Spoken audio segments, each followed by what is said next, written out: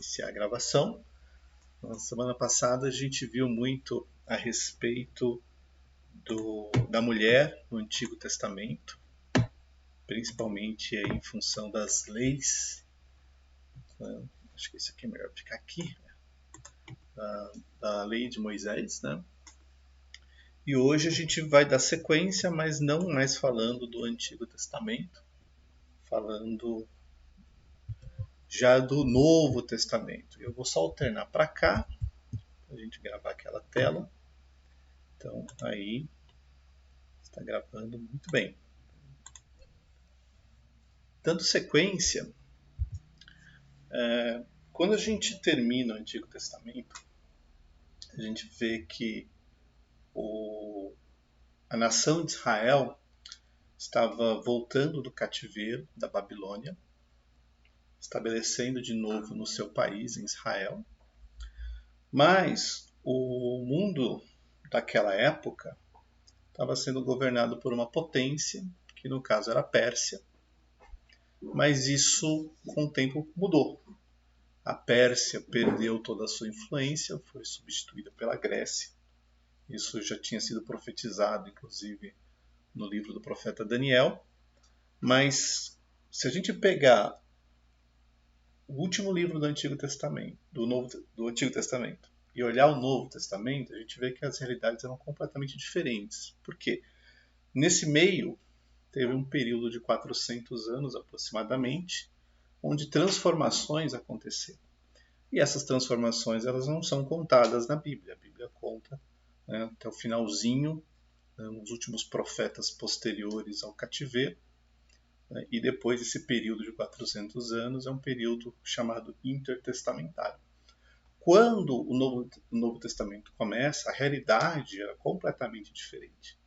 Se você pegar elementos do Novo Testamento, você vai ver que existe, por exemplo, a sinagoga. E a sinagoga não existia no Antigo Testamento. Os fariseus, eles não existiam no Antigo Testamento, eles aparecem no Novo. Porque neste período de 400 anos, transformações sociais aconteceram, transformações geopolíticas também, porque o Novo Testamento ele começa mostrando para nós que o mundo tinha mudado e que a potência que governava o mundo daquela época eram os romanos. Eles detinham o poder, eles que governavam todas as coisas. E a sociedade romana ela se inspirava muito nos padrões gregos também. Tanto que a filosofia e a própria religião era muita coisa importada da própria Grécia. Até o idioma, inclusive, era importado. Enquanto em Roma se falava latim, né, nos demais lugares conquistados pelos romanos, a língua que era falada no dia a dia, além da língua local, era o grego, que era a língua usada para comunicação em todo o império. Mas, do ponto de vista social, a gente vê que, em primeiro lugar, a sociedade ela tinha como unidade fundamental a família. Na época dos romanos, família era um pilar dentro da sociedade. Não quer dizer que a família era aquela coisa linda e maravilhosa, a gente vai ver que tinha muitos problemas. Mas a organização social passava pela família. Mas o casamento, apesar de ser considerado importante, ele era muito tratado em termos de conveniência, principalmente nas classes mais altas, aonde havia sempre disputas de poder na aristocracia, então casamentos de conveniência eram coisas normais. Nas camadas mais baixas, o casamento não necessariamente era de conveniência, mas ainda assim tinha uma questão patriarcal. Tá? E a gente vai ver que, por mais que a família fosse a base, o casamento tinha um papel muito importante na formação dessa sociedade, a atividade sexual fora do casamento, principalmente pelos homens, era uma coisa não só comum, mas como aceitável diante da sociedade. Então, o homem ter uma relação extraconjugal na sociedade daquela época não era ruim para os padrões morais daquela sociedade. Muito pelo contrário, era até incentivado, porque se via naquilo uma norma que deveria ser seguida, um padrão comportamental que deveria ser seguido. E aqui eu paro um pouquinho para fazer um comentário. Esse terceiro ponto que nós estamos vendo aqui. Nesse terceiro ponto, a gente vê que a igreja subverte um pouco esse conceito, porque o incentivo que a igreja dá é que o marido tenha a sua própria esposa e não saia procurando mulheres fora desse relacionamento. E a gente vê isso presente nas cartas de Paulo, principalmente, onde ele incentiva que o casamento deveria ser diferente do padrão da sociedade daquela época, né? Para a sociedade daquela época, o divórcio era uma coisa amplamente praticada. Então isso significa que as pessoas podiam casar e se separar, né? Mas certamente a mulher era sempre desfavorecida nesse divórcio. Por quê? Porque as premissas patriarcais elas eram muito fortes. Então o homem ele era o dono de tudo, ele era o soberano do lar, né? Ele tinha o controle e a responsabilidade legal pela família. Então tudo tinha que passar pela mão dele. Uma mulher que se divorciasse, ela certamente dependeria do amparo da sua própria família, ou então ela ficaria desamparada, porque, né, o sistema patriarcal colocava todo o poder da família na mão dos homens. A ponto de a gente ver certos comportamentos, né, onde quando um pai tinha uma herança, ele necessariamente passava essa herança para os seus filhos, para os homens, né? E as mulheres de casa, elas dependiam do quê? De ter que casar com um homem para poder se sustentar, porque senão não conseguiria persistir, né, numa sociedade patriarcal como aquela. Então, no final das contas, a mulher precisava do quê? De estar associada a um casamento, né, com um homem para poder subsistir. Porque a sociedade greco-romana, altamente patriarcal, colocava todo o poder na mão dos homens. Mas não para por aí. Tanto o infanticídio quanto o aborto eram frequentemente praticados. Então, se um pai, né, achasse que não precisava mais de filhos e a esposa estava grávida, né, ele tinha o poder legal de abortar, de fazer a mulher abortar, ou se não abortasse, de jogar aquela criança no lixo. Né? Simples assim, embora. Né? Isso acontecia em todas as camadas, né?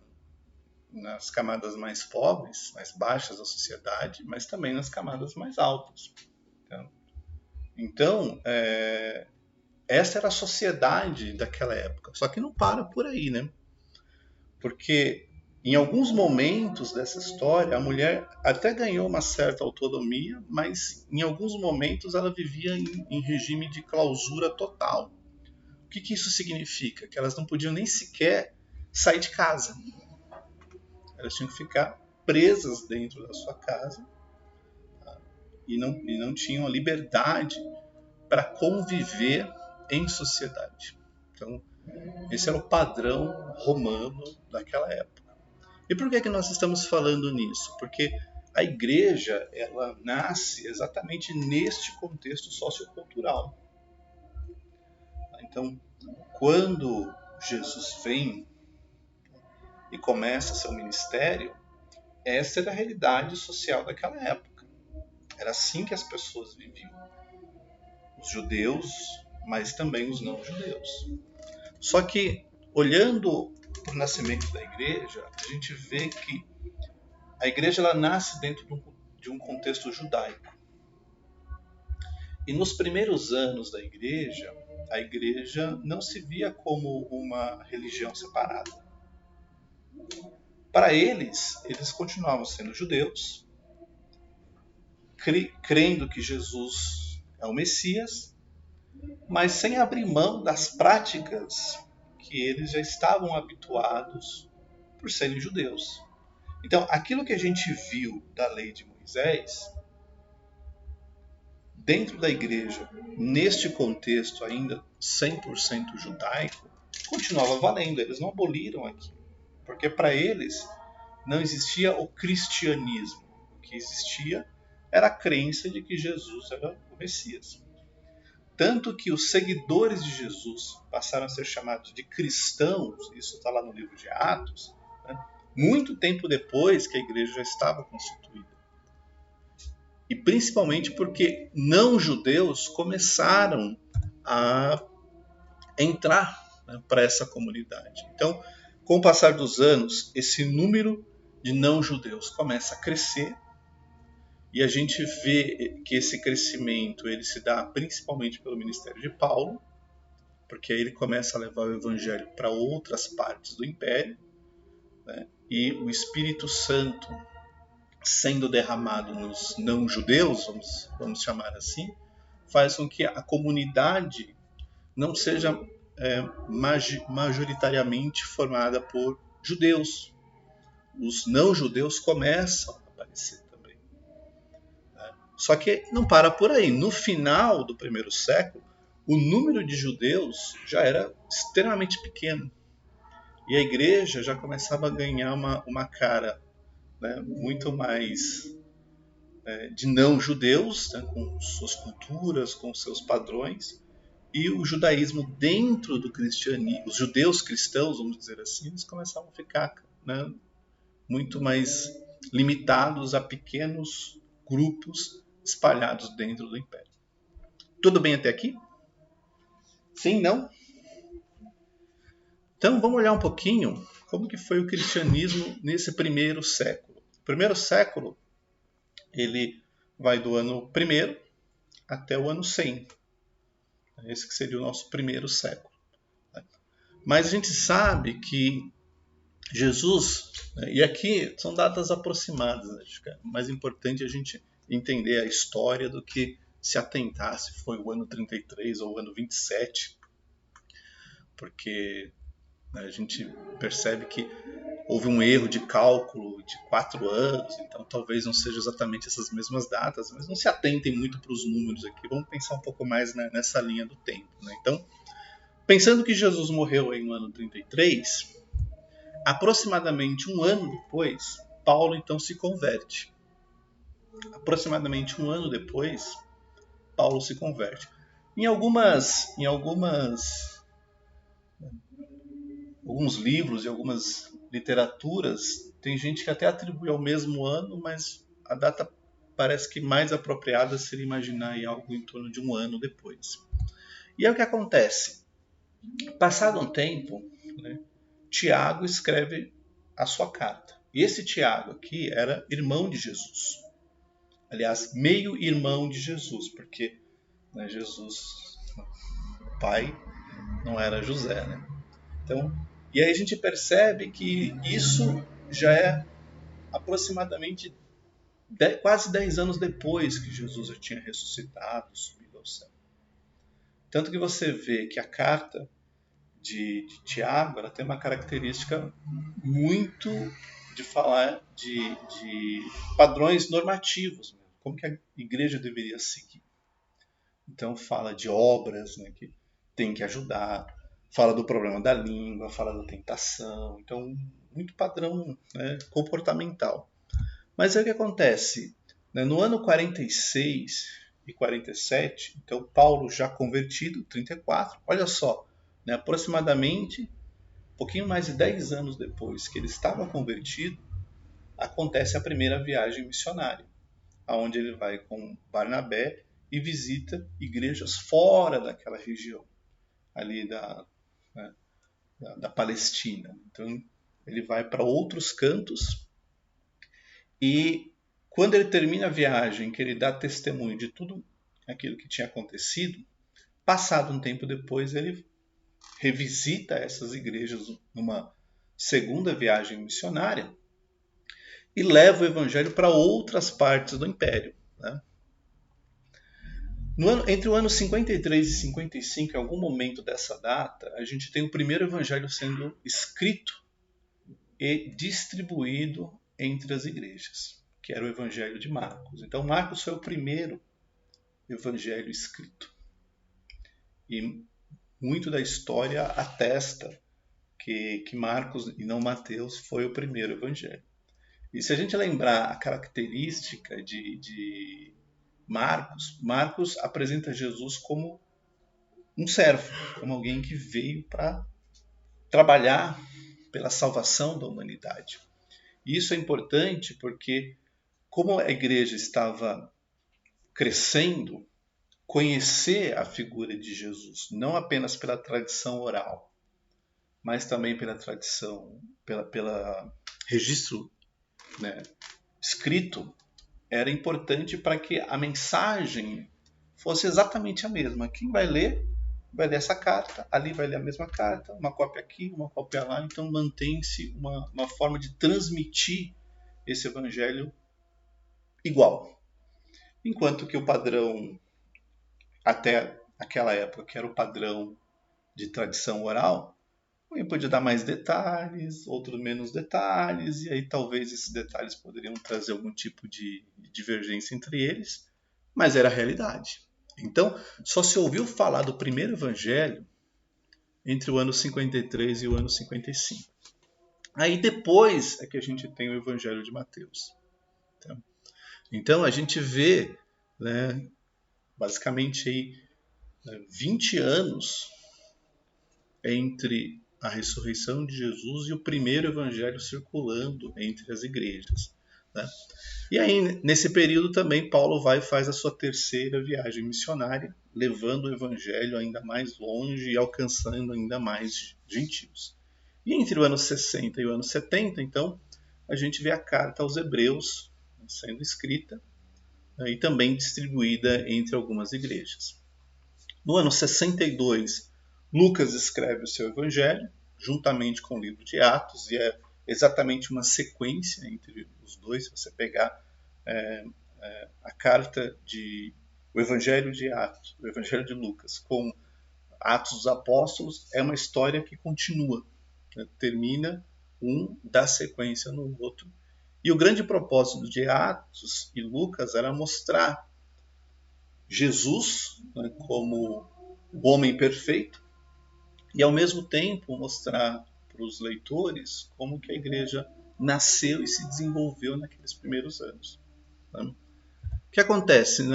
Entre o ano 62 e 63, a gente tem as cartas de Pedro, não só a primeira, mas a primeira e a segunda. E aí, entre o ano 64 e o ano 67, Paulo é preso, e quem determina a prisão de Paulo foi Nero, imperador de Roma. E nesse período, então, Paulo é executado, né, com a morte por decapitação. E nesta ocasião aí, a gente vê que todas as cartas de Paulo já tinham sido escritas. Né, porque quando ele morre, as 13 cartas que ele escreveu já tinham sido endereçadas para as pessoas e para as igrejas. E a primeira carta de Paulo é escrita no ano 48. Se você olhar nessa linha do tempo aqui, ó, é depois, é ao longo aqui da segunda viagem missionária. E daí ele vai escrevendo as suas demais cartas. A gente vê logo depois de Atos dos Apóstolos a carta aos Romanos, mas a carta aos Romanos foi escrita quando? No ano 57, praticamente no finalzinho da terceira viagem missionária. Tá? E por que a gente está falando isso? Porque quando você vê as cartas, é importante você saber que elas eram escritas, endereçadas a uma igreja, e elas ficaram ali durante muito tempo. Foi com o passar do tempo que as cartas e os evangelhos começaram a circular entre as igrejas. Então você não termina, né, só colocando aqui no finalzinho, você não termina o ano 95, onde o Novo Testamento, os 27 livros estão escritos, mas você não termina com toda a igreja tendo os 27 livros. O que acontecia é, uma igreja podia ter uma carta, a outra podia ter outra, uma tinha um evangelho, mas não tinha o outro. Então estava espalhado desta forma. E os bispos da igreja, vendo esses documentos, eles começaram a trocar entre as suas igrejas, né, também chamada dioceses, né, entre as suas regiões, começaram a trocar. Olha, eu tenho aqui a carta de Filipenses. O que você tem aí? Parece trocando figurinha. O que você tem aí? Ah, eu tenho o Evangelho de Mateus. Ah, então deixa eu fazer uma cópia. E você faz uma cópia da minha. Então eles começaram a trocar. Mas isso não aconteceu no começo, aconteceu já no século II. Porque aí o Evangelho já tinha sido difundido para muitos lugares. A comunidade cristã é uma comunidade bem grande dentro do Império. Igrejas estavam já muito bem estruturadas e eles sentiram a necessidade então de compartilhar as suas cópias com outras cópias. Então, esse texto que a gente lê hoje, que a gente tem os 27 livros do Novo Testamento, no final do primeiro século, talvez um irmão nosso daquela época, um cristão daquela época, nem conhecesse que tinha 27 livros. E era provável, talvez, que ele soubesse que nem tinha. Porque se ele estava convertido num lugar onde o Evangelho chegou, ele foi instruído ali, né? Alguém foi e constituiu um bispo dentro naquela comunidade. E aquele bispo não tinha acesso aos outros bispos para poder trocar, né, suas figurinhas. Aquela igreja cresceu baseada no aprendizado que aquele bispo recebeu de quem fundou a igreja. Vocês estão me entendendo? Tá? Então, se você vê 27 livros hoje e consegue conectá-los de alguma maneira, naquela época isso não era realidade. Então, muito da tradição da igreja ela era baseada naquilo que tinha sido comunicado por quem fundou a igreja. Seja um apóstolo, ou seja um enviado de um apóstolo, né? No caso de Tito, por exemplo, Timóteo e outros que talvez a Bíblia nem mencione. A organização da igreja ela era formada da seguinte maneira. Então, a igreja normalmente se reunia em casas. Não tinha um templo. Essa ideia de templo aconteceu depois, não no primeiro século. Só que a organização da igreja ela tinha uma estrutura. Então, havia os diáconos, que eram responsáveis em cuidar da distribuição dos donativos para que os mais necessitados pudessem ser amparados. Aí havia os presbíteros. Os presbíteros, então, cuidavam do ensino e também da saúde espiritual da igreja. E na cidade havia, então, a figura do bispo. Toda cidade tinha um bispo. E esse bispo, normalmente, ele vinha de uma sucessão. Então, se ele estava para morrer ou se ele era martirizado, a comunidade escolhia o sucessor daquele bispo. Mas tinha que ser alguém que foi discipulado pelo bispo anterior. E isso fazia com que o bispo tinha um poder muito grande sobre a vida das pessoas, a ponto de determinar o certo e o errado nas decisões do dia a dia. Só que como a comunidade estava inserida dentro de um padrão sociocultural romano, né, eles tinham que reinterpretar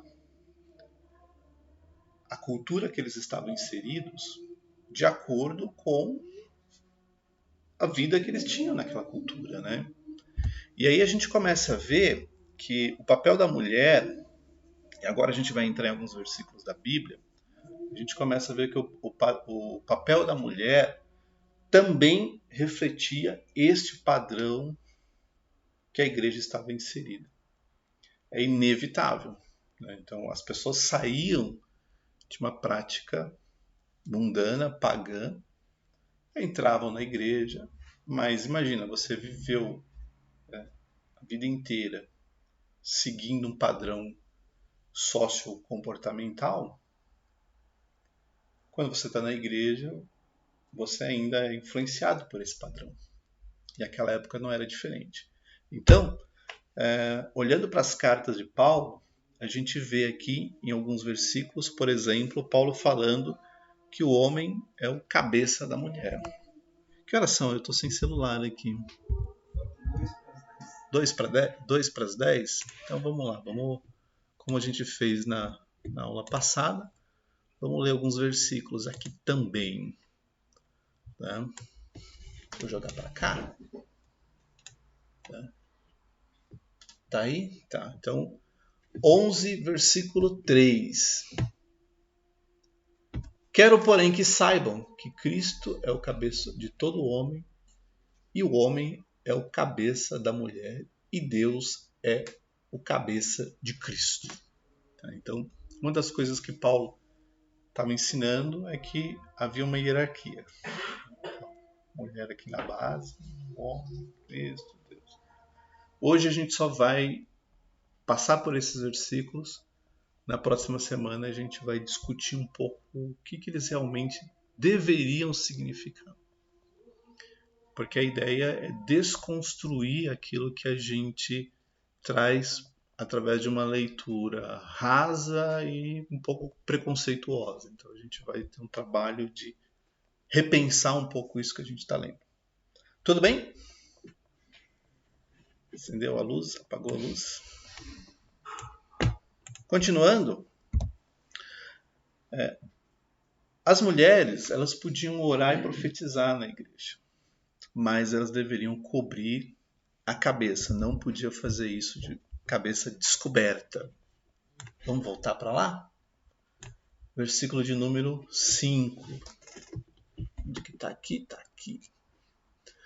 Toda mulher, porém, que ora ou profetiza com a cabeça descoberta, desonra a sua própria cabeça, porque é como se tivesse rapada. Curioso, né? Vão lendo e vão pensando, tá? Porque a gente vai voltar nesse assunto depois. Tá? Continuando, o que a gente tem? Deixa eu voltar para cá. Homens e mulheres não são independentes. O que Paulo estava querendo dizer aqui, ó, que não existe autonomia, que existe uma relação de dependência entre eles.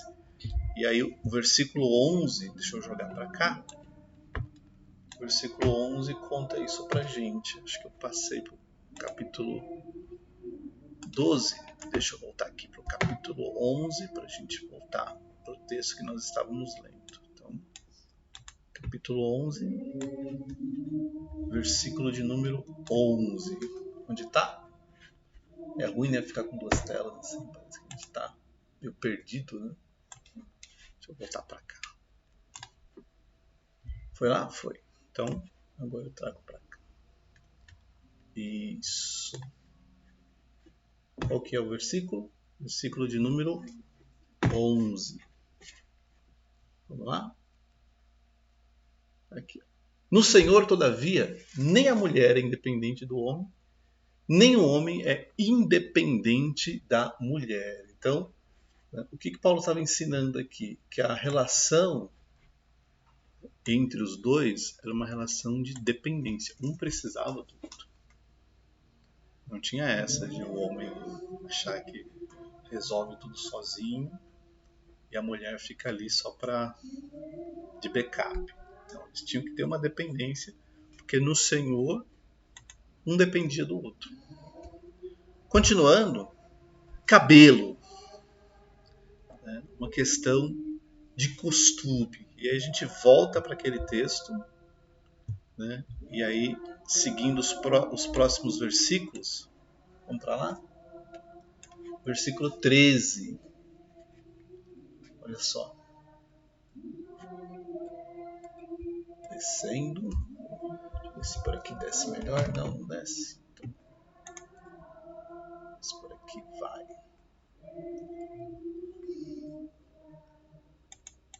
Isso, bem melhor aqui, né? Tá? Versículo 13. Julguem entre vocês mesmos. É próprio que a mulher ore a Deus com a cabeça descoberta? Ora, a própria natureza não lhes ensina que é desonroso para o homem usar cabelo comprido? E que, tratando-se da mulher, é para ela uma glória, pois o cabelo lhe foi dado em lugar de véu?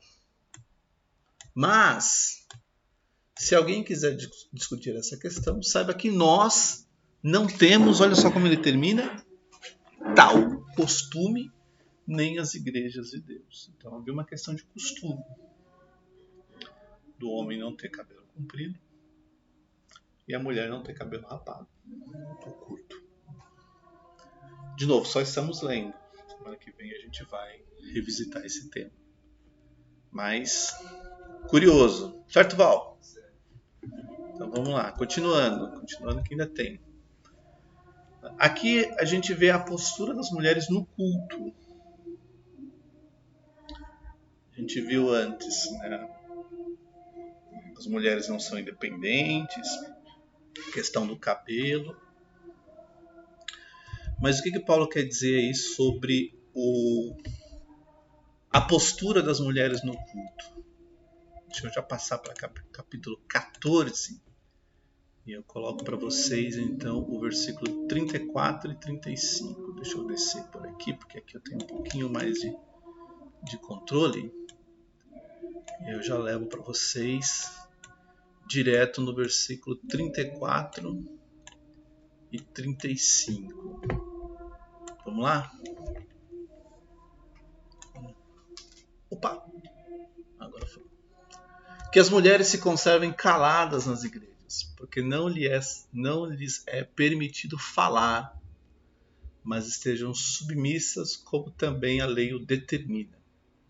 Se, porém, querem aprender alguma coisa, perguntem em casa ao seu próprio marido, porque para a mulher é vergonhoso falar na igreja. Mole não, né, Terezinha? Hã? Não para por aí, vamos continuar? Aqui, nos versículos, esse a gente não precisa nem ler, né? Todo mundo já ouviu falar esposas sejam submissas aos seus maridos, assim como Cristo é submisso, a igreja é submissa a Cristo. Tem aí 2 versículos para tratar disso, né? Mas também tem uma questão do padrão de vestimenta para a mulher. E está onde isso? Está em Timóteo. Então, vou colocar aqui Timóteo e eu mostro para vocês. Timóteo capítulo 2. 1 Timóteo. Capítulo 2, versículos 9 e 10. Vamos lá? 9 e 10. Esse aqui. Da mesma forma que as mulheres, olha só, em traje decente, se enfeitem com modéstia e bom senso, não com tranças no cabelo. Fico imaginando o que tem a ver, né? Ouro, pérolas ou roupas caras, né? Porém com boas obras, como convém às mulheres que professam ser piedosas. Aqui, né, repete de novo, né, aprenda em silêncio, com submissão, mas a gente já viu isso no outro texto. Então, esse é um pouco do padrão de vestimento. Nada de roupa cara, nada de ouro, nada de trança no cabelo. Não para por aí, né? A gente viu aprender em silêncio, estava no versículo seguinte, né? Então,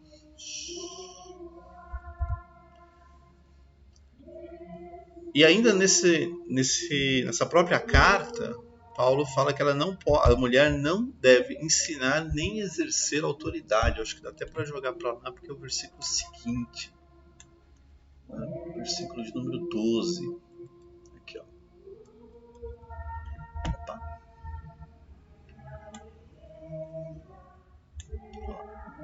Não permito que a mulher ensine, nem que exerça autoridade sobre o homem. Esteja, porém, em silêncio.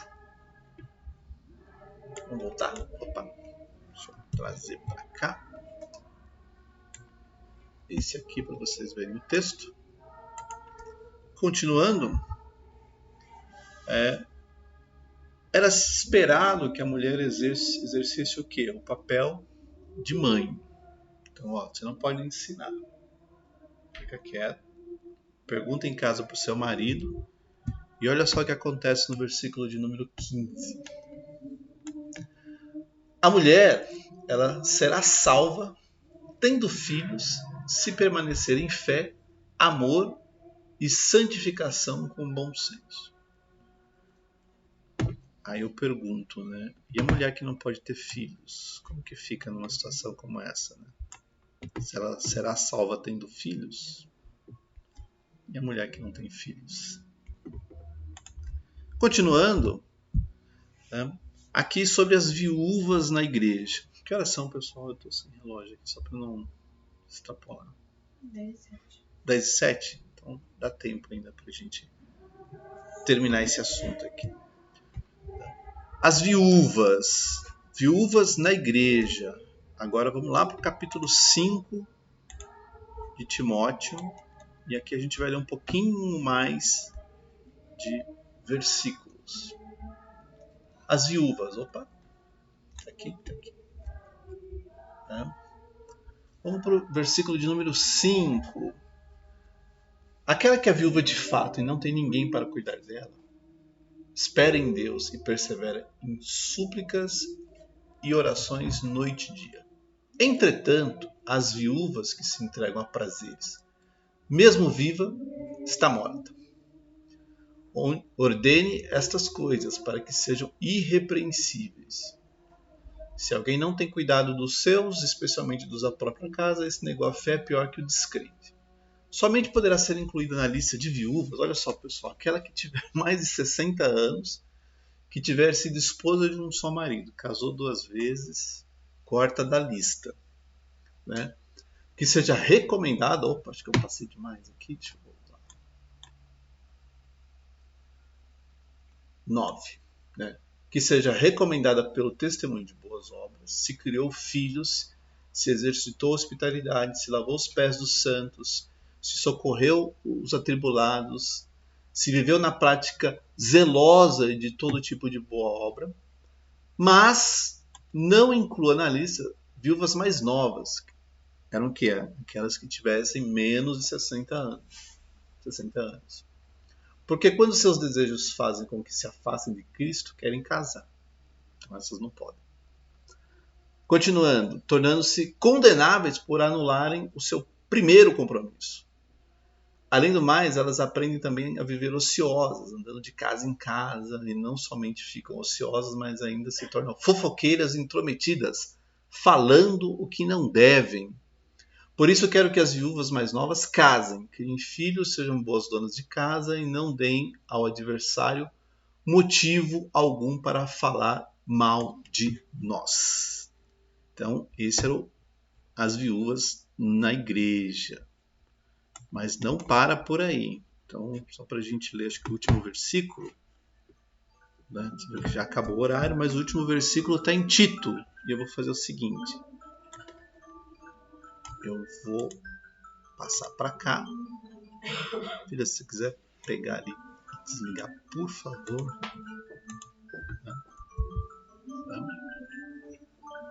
Tito, capítulo 3, versículo 4 e 5.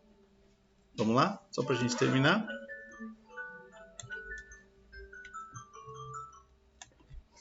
Opa. Vai. Capítulo 3, versículo 4 e versículo 5. E eu acho que eu peguei o livro errado. Mas como a gente estourou o nosso horário, eu corrijo e a gente fala disso aqui na próxima aula. Tudo bem? Qual que é o grande objetivo? É a gente conhecer esses versículos. E na semana que vem, quando a gente começar a falar um pouquinho mais do que esses versículos têm para nós, aí a gente relembra rapidamente a questão do cabeça, do cabelo, das vestimentas, de aprender em silêncio, de não falar, de não ensinar, de não exercer autoridade. Seguimos na próxima semana, tá bom? Então, obrigado, que Deus abençoe vocês.